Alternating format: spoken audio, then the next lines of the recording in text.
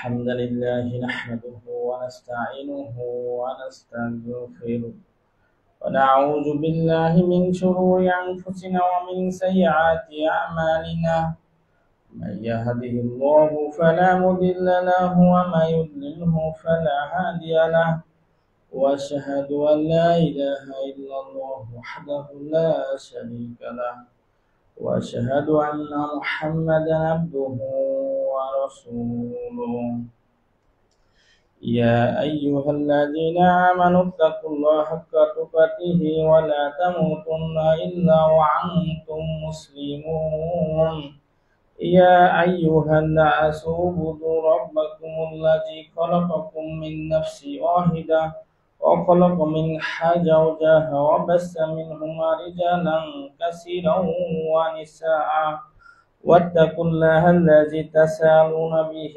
والأرحام إن الله كان عليكم رقيبا يا أيها الذين آمنوا اتقوا الله وقولوا قولا سديدا يصلح لكم أعمالكم ويغفر لكم ذنوبكم ومن يطع الله ورسوله فقد فاز فوزا عظيما أما بعد فإن خير الحديث كتاب الله وخير الهدي هدي محمد صلى الله عليه وسلم وشر الأمور محدثاتها وكل محدثة بدعة وكل بدعة ضلالة وكل ضلالة في النار فأعوذ بالله من الشيطان الرجيم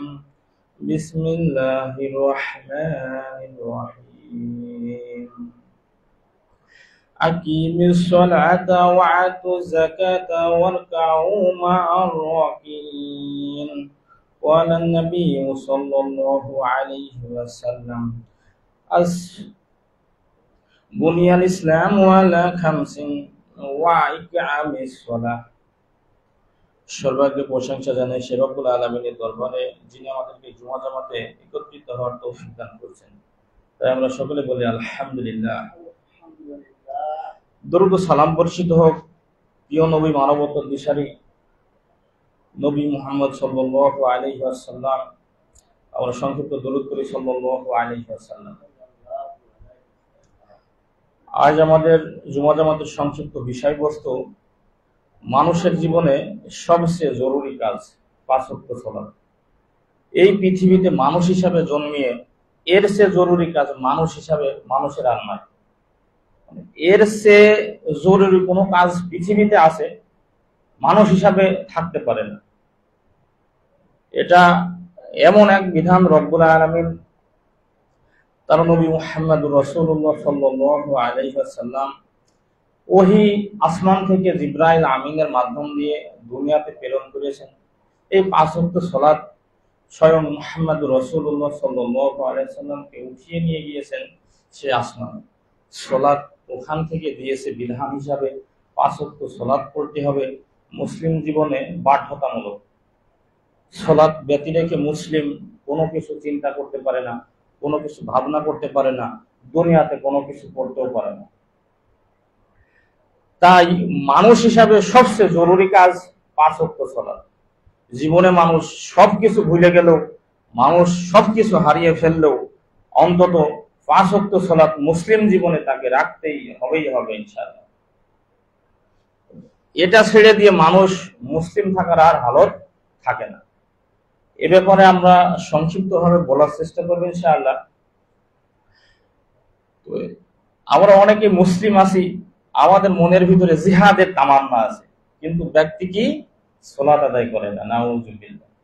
আসলে এই বিষয়টি মানে এমন এক পাগলামিতে ধরেছে ওরে যে এ পাগলামির কথা আসলে বলে শেষ হবে না। তাই এই বিষয়ে সর্বপ্রথম ফিকহে হানাফির ইমাম আবু হানিফা রাহিমাহুল্লাহর একটি কথা সর্বপ্রথমে নিয়ে আসি। ইমাম আবু হানিফা রাহিমাহুল্লাহ তিনি বলতেছেন, খুব জ্ঞান আছে ব্যক্তি কিন্তু জ্ঞান অনুপাতে আমল নাই। ইমাম আবু হানিফা রাহিমাহুল্লাহ বলতেছেন ব্যক্তি আছে পাগল। খুব জ্ঞান আছে কিন্তু আমল করে না, ব্যক্তি পাগল ছাড়া আর কিছু না। পরবর্তীতে ইমাম আবু হানিফা রাহিমাহুল্লাহ বলতেছে, আমল খুব আছে, একজন ব্যক্তির আমল খুব আছে কিন্তু জ্ঞান নাই, ও এটা হচ্ছে ওর বোকামি, এটা হচ্ছে ওর বোকামি। কারণ জ্ঞান ছাড়া তো আমল করা যাবে না, কারণ ওটা তো সুন্নাহ না হয়ে বিদআত হতে পারে, আর বিদআত যদি হয় ফলাফল জাহান্নাম, নাউযুবিল্লাহ। আল্লাহকে খুব ভালোবাসে কিন্তু সাথে সাথে শিরক করে, সাথে সাথে আস্থা বস্তা বিভিন্ন রকম মাহবুদ, বিভিন্ন রকম ইলাহাকে যোগ করে, তাহলে তার ভক্তি শ্রদ্ধা আছে কিন্তু সে কি করেছে? শিরক করেছে। আর শিরক ঈমান ভঙ্গের কারণ, ব্যক্তি তো মুসলিম হালতেই আর নয়। তাই ইমাম আবু হানিফা রাহিমাহুল্লাহ এ কথা খুব ভালো আমাদেরকে মনে রাখতে হবে এবং মূল্যায়ন করার চেষ্টা করতে হবে যে আমাদের আমল যেন না হয় জ্ঞান ছাড়া। আমল খুব করতেছি কিন্তু জ্ঞান নেই, এমন যেন না হয়। আবার জ্ঞান যেন এরকম না হয় যে জ্ঞান আছে খুব কিন্তু আমরা আমল করতেছি না, এটা এই পাগলামি ছাড়া আসলে কিছু নয়। সেই জন্যই 5 ওয়াক্ত সালাত যারা না পড়ে, রমাদান মাস শুধু সালাত যারা পড়ে তাদেরকে যদি সালাতের দাওয়াত দেওয়া হয়, অসুবিধা নেই। রমাদান মাস পড়তেছি, রমাদান মাসে খুব সালাত পড়তেছে কিন্তু অন্যান্য মাসে সালাতের খোঁজ খবর নাই। শুক্রবার হয়তো বা একাদশ সালাত পড়তেছে, কিন্তু আসলে এর হাকিকত রক্ষা করতে পারছে কিনা।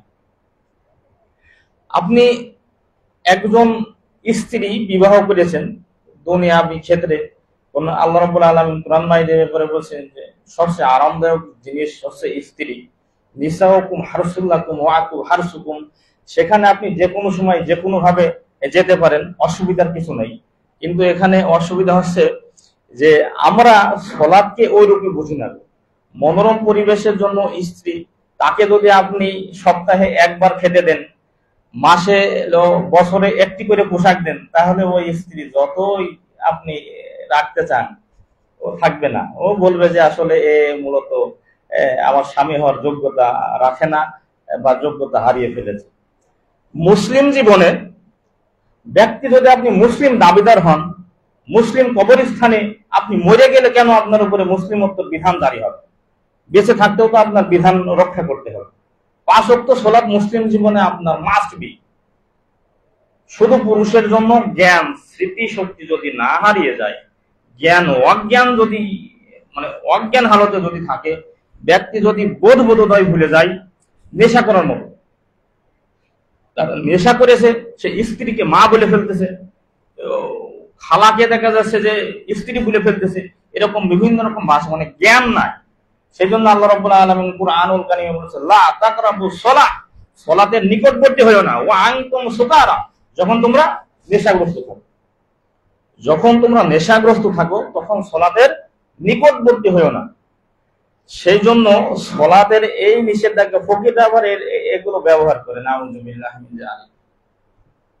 সুবিধাটা আসলে অনেকে অনেকভাবে ব্যবহার করে যাচ্ছে কোরআন এবং হাদিস।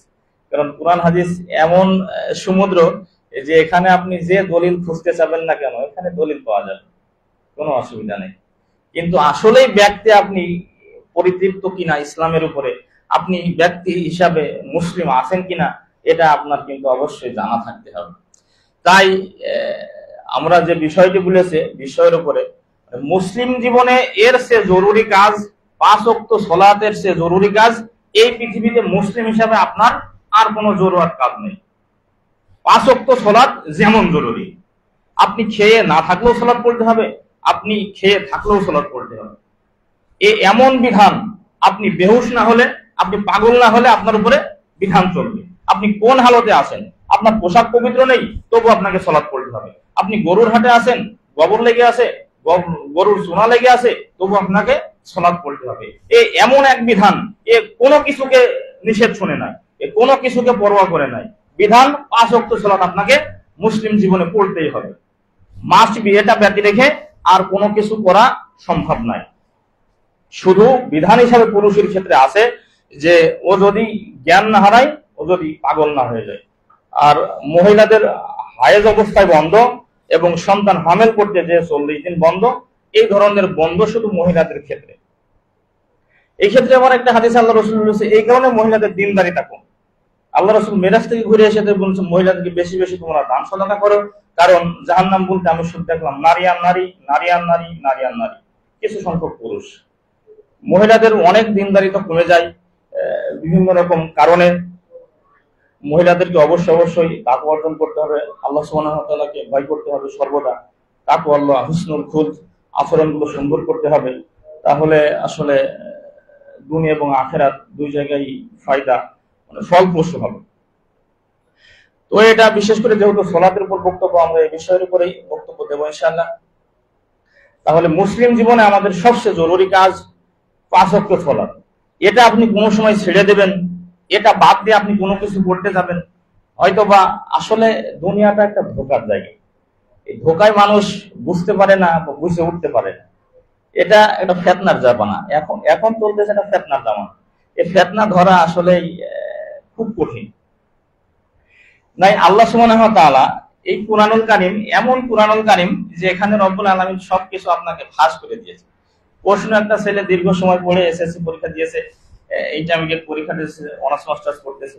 তো পরীক্ষায় গেলে দীর্ঘ সময় পড়ালেখার পর প্রশ্ন উত্তর কিন্তু নাই। প্রশ্ন দেওয়া হয়েছে, ও উত্তর লিখবে, দীর্ঘ পড়ালেখা করেছে, মোটা বই পড়ালেখা করতেছে। কিন্তু আল্লাহ সুবহানাহু ওয়া তাআলা ওরকম নাই। আল্লাহ সুবহানাহু ওয়া তাআলা আপনি যদি ভালো কিছু করেন, আল্লাহ রাব্বুল আলামিনের প্রতিদান আপনাকে দেবেন। সুবহানাল্লাহ। কুরআন মাইদে তিনি বারংবার আল্লাহ রাব্বুল আলামিন এই কথা বলেছেন। তো আপনি যদি খারাপ কিছু করেন, তো আল্লাহ রাব্বুল আলামিন খারাপ কিছু করলে আপনাদের দ্বিগুণ দেবেন এরকম নাই। যতটুকু পাপ করেছেন ততটুকু আপনাকে শাস্তি পেতে হবে। আল্লাহ সুবহানাহু ওয়া তাআলা কারোর উপরে জুলুম করবেন না। এই যে এই ইনসাফ আল্লাহ সুবহানাহু ওয়া তাআলা করেছেন, তাই আসলে 5 ওয়াক্ত সালাত এটা আপনার জীবনে কত জরুরি। আর আল্লাহ সুবহানাহু ওয়া তাআলা প্রশ্ন উত্তর সবকিছু ফাঁস করে দিয়েছে কুরআনে, যে এটা আসলে যদি 5 ওয়াক্ত সালাত না পড়া যায় তাহলে ব্যক্তি সূরা মুদ্দাসসিরের ভিতরে এসে তোমরা জাহান্নামে কেন আসলে, তখন ব্যক্তিরা বলবে যে দুনিয়াতে সালাত পড়িনি। নাউযুবিল্লাহ, দুনিয়াতে সালাত পড়িনি।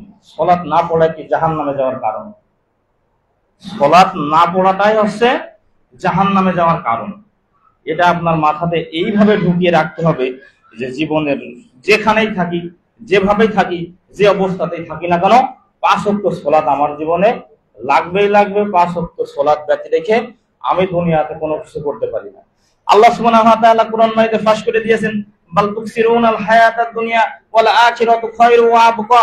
আল্লাহ সুবহানাহু ওয়া তাআলা বলছেন বাল তুকসিরুনাল হায়াতাদ দুনিয়া, এই দুনিয়া তো একদমই ক্ষণস্থায়ী, এই দুনিয়ার থেকে অনেক বেশি দীর্ঘস্থায়ী দুনিয়া পরকাল, ওটা আমাদের সামনে প্রতীক্ষমান রয়েছে।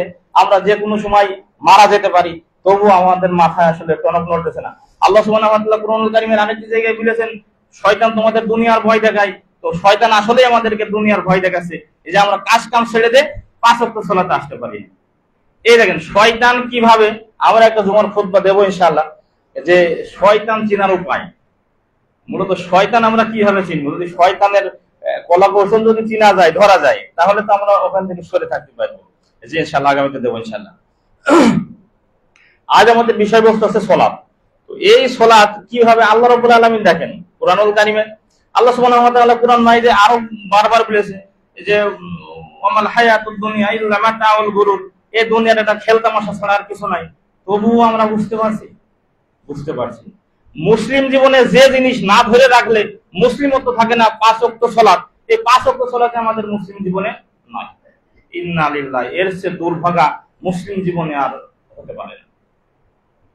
5 ওয়াক্ত সালাত আপনি এভাবে শরীরে সেট করে নেবেন, এভাবে আপনার শরীরে সেট করে নেবেন যে দুনিয়ার সবকিছু বিসর্জন হয়ে গেলেও আপনার 5 ওয়াক্ত সালাত পড়তে হবে।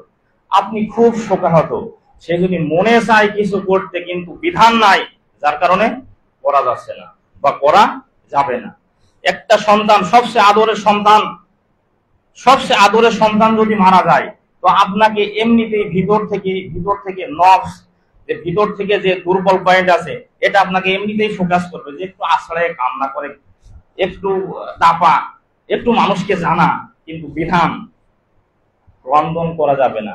ক্রন্দন ওই পরিমাণ ক্রন্দন করা যাবে, দরদের ক্রন্দন করা যাবে যে ওটা খুব আদরের সন্তান মরে গেছে, আপনি শোক পালন করতেছেন। তার মানে আপনি যদি শরীয়তের এই দৃষ্টিকোণ অনুপাতে থাকেন যে আপনার দ্বারাই জোহরের আগে ছেলে মারা গেছে, জোহরের সালাত পড়া আপনার দ্বারাই সম্ভব। কিন্তু ওই জাহেলিয়াতের কথা যদি আপনি নিয়ে আসেন, সামাজিক কথা যদি আপনি নিয়ে আসেন, তাহলে এমন কান্দা কানছেন কিসের সালাত, নাউজুবিল্লাহ। ও আপনার জীবনে জোহরের আগে সালাত ছেলে মরেছে মানে জোহরের ওয়াক্ত আপনার আউট, পড়া লাগবে না, এরকম হয়ে গিয়েছে। কিন্তু আপনি শারীরিকভাবে যদি থাকতেন তাহলে দেখতেন যে না, আলহামদুলিল্লাহ, ইন্নালিল্লাহ, সবাই তো মারা যাবে, আল্লাহর কাছে সব মানুষ ফিরে যাবে, দুনিয়ার সবকিছু আল্লাহ সুবহানাহু ওয়া তাআলার কাছে ফিরে যাবে। আসলে বিধান হিসাবে হয়েছে যে আমার আগে আমার সন্তান মারা যাবে, সন্তান মরে গেছে আলহামদুলিল্লাহ, ওখানে তো আমিও চলে যাবে। তো আপনি এরকম ভাবে কন্ট্রোল করেন নিজেকে, কন্ট্রোল করেন, কন্ট্রোল করতে থাকতে থাকতে থাকেন। সলাতের সময় হয়ে গেলে আপনার সন্তান ওখানে মরে পড়ে আছে, তবু সলাতের সময় হয়ে গিয়েছে, দরদ সন্তানের চেয়ে আপনার সলাতের উপর চলে আসবে, এই যে আমি ফরজ সলাতটা অন্তত পড়ে আসি। সলাতে আপনি এভাবে জীবনে জড়িয়ে নেবেন যে সন্তান ওখানে মরে আছে, ওক্ত হয়ে গেছে, আপনি এখানে সলাত করবেন, তারপরে আপনি ওকে দরদ দেখাবেন। বিধান হচ্ছে এরকমই। সন্তান সবাই ভালোবাসে, কিন্তু আল্লাহ সুবহানাহু ওয়া তাআলা কুরআন এবং হাদিসে এই বিষয়গুলো একদম ক্লিয়ার, একদম পরিষ্কার বলা হয়েছে। বুখারী একটি হাদিস আছে, আল্লাহ রাসূল বলেছেন ব্যক্তি ততক্ষণ পর্যন্ত মুমিন হতে পারবে না যতক্ষণ পর্যন্ত আল্লাহ এবং আল্লাহ রাসূলের বিধিবিধান মানতে না পেরেছে। মানে এই দুনিয়ার সমস্ত কিছুর উপরে আল্লাহ সুবহানাহু ওয়া তাআলা এবং রাসূলকে প্রাধান্য দিতে হবে। তো এখানে আল্লাহর বিধান আছে, এই বিধানে আমরা হেরে গেলাম, তাহলে কি হলো? হলো না। রব্বুল আলামিন তুমি আমাদেরকে তৌফিক দান করো, পাঁচ ওয়াক্ত সালাত আমাদের জীবনে যেন থাকেই থাকে ইনশাআল্লাহ, আমিন। আল্লাহ সুবহানাহু ওয়া তাআলা এই সালাতের মাধ্যমে কি হবে? সালাতের মাধ্যমে একমাত্র দুনিয়াতে আমরা চাই যে মানুষ পরিশুদ্ধ হয়ে যাক, মানুষ সংশোধিত হয়ে যাক। এটা প্রত্যেকটা মানুষের তামান্না, প্রত্যেকটা মানুষের আশা। কারণ এই যে ফিতনা ফাসাদ আছে দুনিয়াটা, আপনি যেরকম এক প্রকার বুঝেছেন, এই হালতে যদি প্রত্যেকটা মানুষ বুঝতো তাহলে তো দুনিয়াটা হচ্ছে নিরিবিলি হয়ে যেত, ফিতনা ফাসাদ থাকতো না, জ্ঞানজাম থাকতো না। কিন্তু দুনিয়াটা তো এরকম নয়, একজন এক এক রকম তাল তামাশায় আছে। সন্তানকে আপনি বলছেন যে এটা কর্মনি, এটা ভালো হবে, ও বলছে না না বাবা এটা নাই, এই যে এটা করতে হবে, আমার কাছে এটা ভালো মনে আছে, ও একদম গেড় মারা। সেই জন্য এখানে আপনি কি করবেন যে এই সলাতে নিয়ে আসবেন সন্তানকে। কারণ আল্লাহ রাসূল বলেছে 7 বছর যখন শুরু হবে সন্তানের, সলাতের ট্রেনিং চলবে 10 বছর পর্যন্ত, দীর্ঘ সময় ধরে সলাতের ট্রেনিং দিতে হবে। এই দীর্ঘ সময় ধরে 3 বছর একটা সন্তানকে আপনি সেটআপ দেন, মোবাইলের সেটআপ মতো, এখন যে অ্যান্ড্রয়েড ফোনগুলো আছে এরকম সেটআপ মতো দিয়ে দেন, দেখেন ওই রকম ভাবেই ও বেড়ে উঠতেছে ইনশাআল্লাহ। সেই জন্য তো ইসলাম মানলে অনাধুনিকতা হয় না, এটাই মূলত সবচেয়ে বড় আধুনিকতা হয়। এটাতেই রয়েছে সব সমস্যার সমাধান দিতে পারে আল কোরআন। এবং আল্লাহ রাব্বুল আলামিন এই মর্মে কুরআনুল কারীমের আয়াত নাযিল করেছেন সূরা ইসরা, কোরআনের 17 নম্বর সূরার 82 নম্বর আয়াত, ওয়া নুনাজ্জিলু মিনাল কুরআনি মা হুয়া শিফাউ ওয়া রাহমাতুল লিল মুমিনিন ওয়া লা ইয়াজিদু যালিমিনা ইল্লা খাসারা। আল্লাহ সুবহানাহু ওয়া তাআলা বলতেছেন এই কুরআন মুমিনদের জন্য হচ্ছে রোগের আরোগ্য, সুবহানাল্লাহ। আর জালিমদের শুধু ক্ষতি বৃদ্ধি করবে, যে জালিম ক্ষতি বৃদ্ধি হবে, ও লাইন চ্যুত হয়ে যাবে, ও লাইন পাবে না। তো সব পিতার সব মাতারই আশা থাকে যে আমাদের সন্তান ভালো হোক, আমার সন্তান ভালো হয়ে যাক, আমার সন্তান ভালো হয়ে যাক। তো এটা কি করতে হবে? তাই তো আল্লাহ সুবহানাহু ওয়া তাআলা সূরা আনকাবুতে বলেছেন যে ইন্না সলাতা তানহা আনিল ফাহশাই ওয়াল মুনকার, নিশ্চয় এই সালাত পাপাচার গ্রহিত কার্য থেকে ফিরাবে। এই সালাতই একমাত্র করতে পারে আপনাকে পরিশুদ্ধ, এই সালাতই করতে পারে একটা যুবকের পিতাকে পরিশুদ্ধ করতে, মানে সুন্দর করতে। এই সালাতই পারে একটা যুবককে সুন্দর পথে নিয়ে যেতে। এই সালাতই একমাত্র মাধ্যম যেটা দিয়ে মানুষ পরিবর্তন হবে। এই সালাত ব্যক্তি দেখে আর কোনো কিছুতে পরিবর্তনের কথা আল্লাহ সুবহানাহু ওয়া তাআলা বলেন নাই। ঈমান আনয়ন করার পর ওর বিধান চেপে গেছে সালাত, 5 ওয়াক্ত সালাত ওর জীবনে ওর পড়তে হবে। তো এই সালাত যদি পড়তে হয়, সালাতটা নিশ্চয় জানা বোঝার পরে পড়তে হবে। যদি সুন্দর করে সালাত যদি বিনয়ী হয়ে যায়, সালাত যদি বিনয়ের সাথে হয়ে যায়, দেখবেন যে আপনার আচার আচরণ পাল্টে গিয়েছে। আপনি সবসময় 5 ওয়াক্ত সালাত জামাতের সহিত সালাত পড়ার চিন্তা ফিকির করেন, দেখবেন যে আপনি অটো চেঞ্জ হয়ে যাবেন। আর এটাই আল্লাহ সুবহানাহু ওয়া তাআলার একটি রহমত। ইবাদত না করে আপনি রহমত পেন না, বা রহমত খুঁজেন না যে আমার কোটি টাকা দান করা হয়েছে, আমার লক্ষ লক্ষ টাকা হচ্ছে, আমার হাজার হাজার গাড়ি বাড়ি হচ্ছে, এটা মনে হয় আমার রহমত। পশ্চিম কালেও তা নয়। আল্লাহ সুবহানাহু ওয়া তাআলা কালাম তো কিতাবুল্লাহ বলেছেন, আলা বিযিকরিল্লাহিল মুতমাইন্নিল কুলুব, এই অন্তরে একমাত্র প্রশান্তি আল্লাহ সুবহানাহু ওয়া তাআলা জিকির, তাকে স্মরণ। আর এই সালাতে আপনি যতবার আল্লাহ সুবহানাহু ওয়া তাআলাকে, মানে এর চেয়ে বড় স্মরণ আর আপনি কোথাও করতে পারবেন না। আপনি 5 ওয়াক্ত সালাতে স্মরণ করবেন আল্লাহ সুবহানাহু ওয়া তাআলাকে, এবং অন্যান্য সময় জিকির আজকার গুলো করবেন, ইস্তিগফার গুলো বেশি পড়বেন। আস্তাগফিরুল্লাহ আস্তাগফিরুল্লাহ আল্লাযী লা ইলাহা ইল্লা হুয়াল হাইয়ুল কাইয়্যুম ওয়া আতুবু ইলাইহি আস্তাগফিরুল্লাহাল আজিজ। এই ইস্তিগফার পড়বেন বেশি বেশি। সুবহানাল্লাহ তাসবিহ পড়বেন, সুবহানাল্লাহ, আল্লাহু আকবার, লা ইলাহা ইল্লাল্লাহ, আলহামদুলিল্লাহ। এই ধরনের জিকির আজকার করবেন। আর এই সালাতে দেখেন তো, এই সালাতে আপনি বৈঠকে যখন বসেন তখন তাশাহুদ পড়েছেন, এই তাশাহুদ আপনি আর কোনো সময় কোনো জায়গায় পড়তেছেন না। তো সালাত এমন একটি জিকিরের মাধ্যম, যে উন্নত মানের একটি জিকির, মানে আল্লাহ সুবহানাহু ওয়া তাআলাকে স্মরণ করার একটি মাধ্যম, সেটা হচ্ছে সালাত। আর এটাই আল্লাহ সুবহানাহু ওয়া তাআলা ফরজিয়াত বিধান হিসেবে দিয়েছে মুসলিম জীবনে। কেউ যদি মুসলিম জীবনে থাকে তাহলে তার সালাত মাস্ট বি, বাধ্যতামূলক। এটা ব্যক্তি থেকে সে কোনো কিছু কল্পনাও করতে পারে না।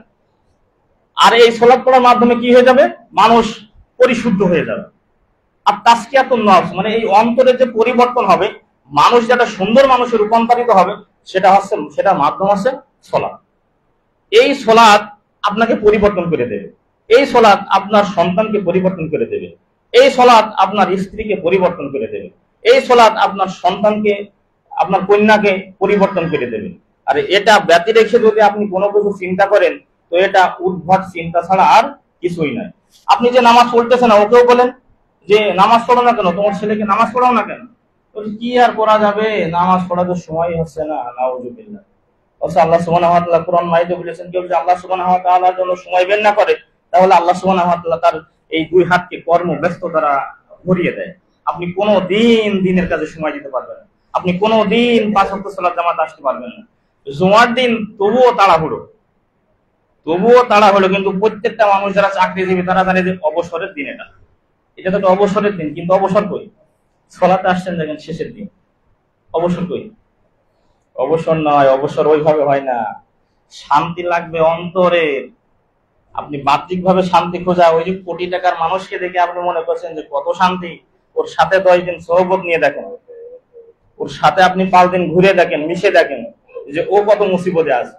ওর আশাটা অনেক বড়, পরিতৃপ্তই নয়, এত আছে পরিতৃপ্ত নয়। কিন্তু ওই জিনিসকে বিশ্বাস করে নেন, তাকদীর, যেটা আপনি চেষ্টা করার পরে যেটা হয়েছে, আপনি যদি বলতে পারেন আলহামদুলিল্লাহ, সুবহানাল্লাহ, অন্তর আপনার পরিতৃপ্ত। দিন শেষে 500 টাকা ইনকাম করেছে, একটু কম কথা হয়ে যাচ্ছে।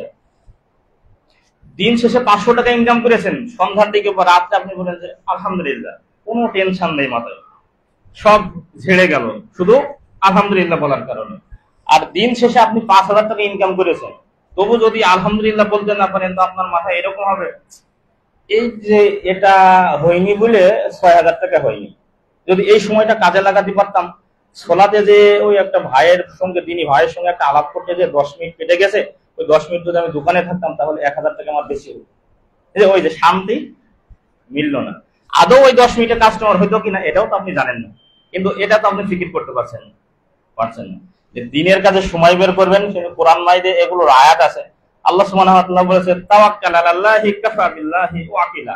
আল্লাহ সুবহানাহু ওয়া তাআলার উপরে যদি আপনি ভরসা করেন, তো ওই কাজের কর্মবিধায়ক হিসেবে আল্লাহ সুবহানাহু ওয়া তাআলা যথেষ্ট। সুবহানাল্লাহ, স্বয়ং আল্লাহ সুবহানাহু ওয়া তাআলা যথেষ্ট।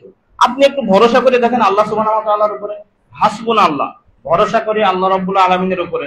আপনি একটু ভরসা করেন, তাওয়াক্কাল আলাল্লাহি, আপনি আল্লাহ সুবহানাহু ওয়া তাআলার উপরে এইভাবে ভরসা করে দেখেন, আল্লাহ সুবহানাহু ওয়া তাআলা নিশ্চিতই আপনাকে পথ দেখিয়ে দেবেন, ওই কর্ম সম্পাদন করে দেবেন। মর্মে কোরআন মাজিদের আয়াত রয়েছে বেশ কয়েক। আল্লাহ সুবহানাহু ওয়া তাআলা সূরা তালাকের মধ্যে বলছেন, ওয়া মা ইয়াত্তাকিল্লাহ ইয়াজআল লাহু মাখরাজা। কেউ যদি আমাকে ভয় করে, মানুষ যদি কেউ আল্লাহ সুবহানাহু ওয়া তাআলাকে ভয় করে, তাহলে আল্লাহ সুবহানাহু ওয়া তাআলা দুনিয়াতে তার যে কোনো একটা উপায় বের করে দেবেন। সুবহানাল্লাহ। আর যেটা নিয়েই আমরা বিধিব্যস্ত থাকি সারাটা দিন, যতক্ষণ না ঘুমাই আর কি। ঘুমানোর মধ্যেও তো সারাদিন ব্যস্ততা, ওটা আবার স্বপ্নে ফোকাস করে। তো আল্লাহ সুবহানাহু ওয়া তাআলা আমাদের তৌফিক দান করুক, যেন আল্লাহ সুবহানাহু ওয়া তাআলার আল্লাহ সুবহানাহু ওয়া তাআলার বিধিবিধান মেনেই আপনি জান্নাতে যাওয়ার ফিকির করবেন। বিধিবিধান না মেনে আপনি জান্নাতে যাওয়ার ফিকির করলে এটা নিশ্চয় এটা পাগলামি ছাড়া আর কিছু নয়। বিধানই মানতেছেন না আল্লাহ সুবহানাহু